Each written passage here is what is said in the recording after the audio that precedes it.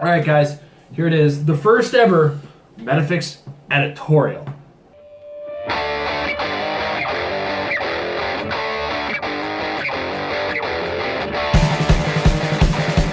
Editorial. Don't expect a lot of these guys.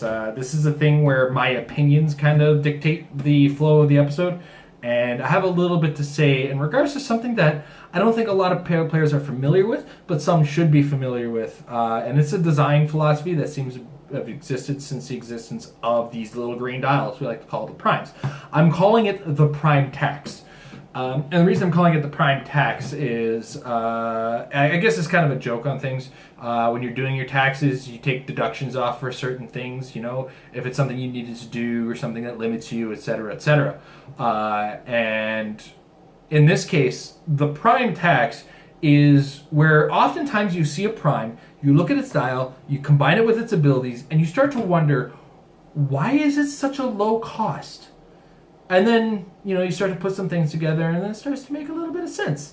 And we go back to the days, we go back to, I think one of the two most obvious examples of what is called the prime tax in this case would be Abin Sur and the Brother Voodoo. Now, this is, of course, talking Golden Age, which is why I have to call this an editorial. I don't talk about the Golden Age in the Metal Lab, but this is part of history of the game. Both those characters, for their point value, were way more valuable. But there are certain things with Abin Sur that made him even cheaper and then made him even better point per dial. We'll get to that in a minute. But Brother Voodoo himself, at 79 points, was able to mind control anybody, not take any damage for it, thus turning your opponent's team against them, getting extra stats on the characters that he was using for it. And he could do all of this after phasing for 10 squares. That is a bonkers proposition for 79 points. But what ends up happening is you start to look at building your teams and you start to look at how two primes might work really well together. And then you start to remember that the rules for primes is you're not allowed to have two primes on your team, period. And this is one of the reasons for it. It is a limiting factor on the primes that actually reduces your cost. This is part of designing a miniatures game. You have a cost, and the cost is the points are more, the more the figure can do. But then the more you limit the figure, you can start to deduct some points on it. So Abin Sur is a prime example. He was a 50-point character, but he had the dial of about a 75-point character. He was also able to bring a construct onto the board. So a lot of people consider him a 60-point character with like 90 points worth of dial.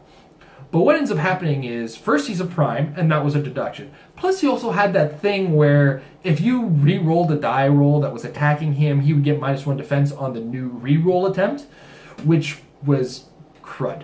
But that meant that you now had a 50-point character with a 90-point worth, or a 60-point character with a 90-point worth, or etc., dial-wise.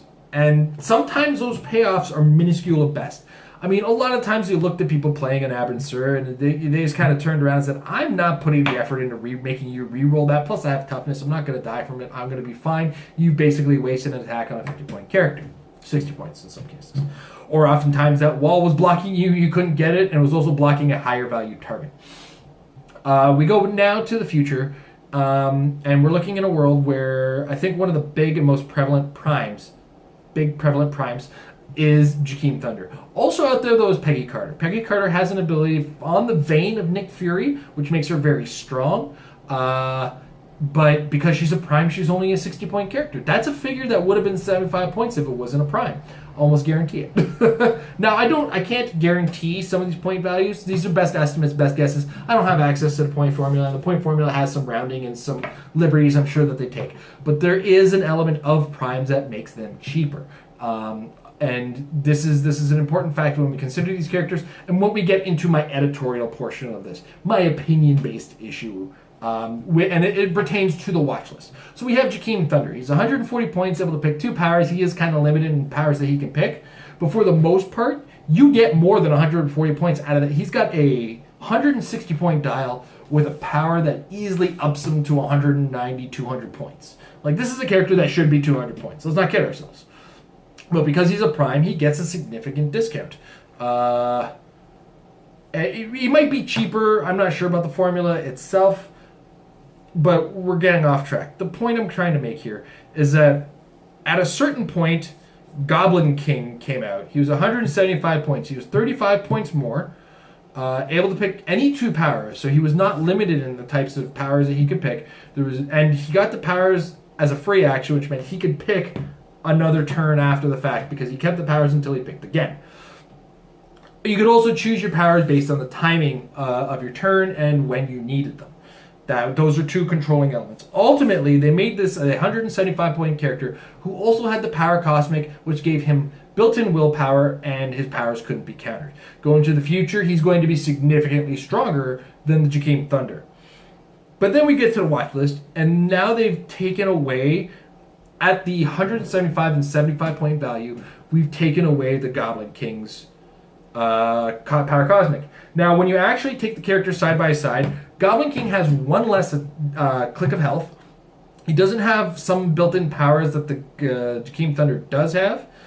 And, both of them have to pick willpower now. So we're looking at a 35 point differential on a character that's basically the same without power choice limitations. And the discount on Jakeem Thunder is now evidently a 35 point discount on a character with objectively less clicks and less protection.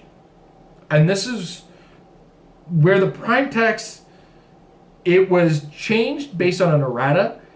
Is the change too much on the prime tax at this point? And Amber's giving me this weird look because she sits behind the camera because I need to be talking to somebody when I do this. She just gave me this look like, what?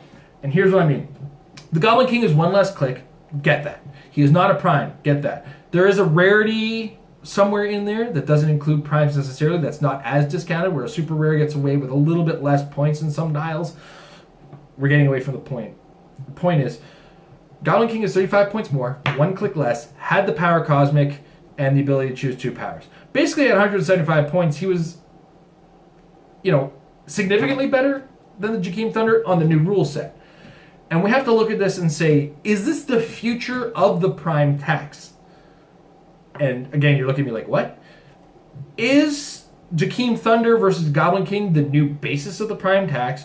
Or is this just going to be an incident where the errata overdid some damage, overcompensated for something, and took something out of the formula away that maybe needed to be there?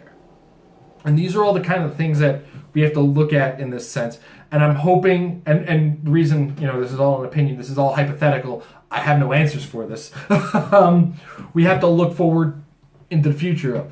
So when we consider and we start to compare the point value difference between the Goblin King and the Jakeem Thunder, we got to remember the Goblin King is now set on a comparison value of post-errata.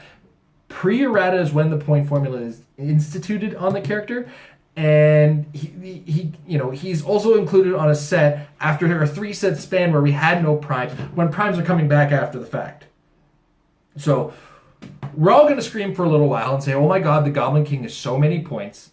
Why is he so many points in comparison to Jakeem Thunder? And we have to look at it and say, well, they might have overshot the mark on the watch list change. Maybe they should have kept his willpower like they did with Dormammu, where any other dial where he doesn't get power cosmic, he gets at least willpower. Could have been a nice compromise there.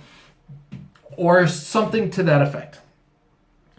Now that I've rambled at length, kind of something to keep your mind open about is when you see a prime, one of those things to consider is you're getting more bang for your buck than you should be.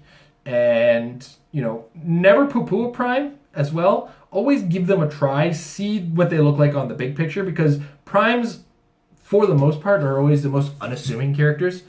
And you need to be aware of what they're doing on the map, and oftentimes start to realize, my god, I only paid this many points for this character. And you start to see what the prime tax does for your team building and just for the design of the game as well. So anyway, I've kind of rambled on at length about the prime tax and everything like that, and that's kind of just wanted to get this off of my chest. I now feel a little lighter, though I wish I was actually lighter. But in the meantime, guys, thanks for listening to me blather. Enjoy whatever time of week it is at this point, and get a little bit of practicing, because, regardless of what I'm saying, practice will still help make a team better.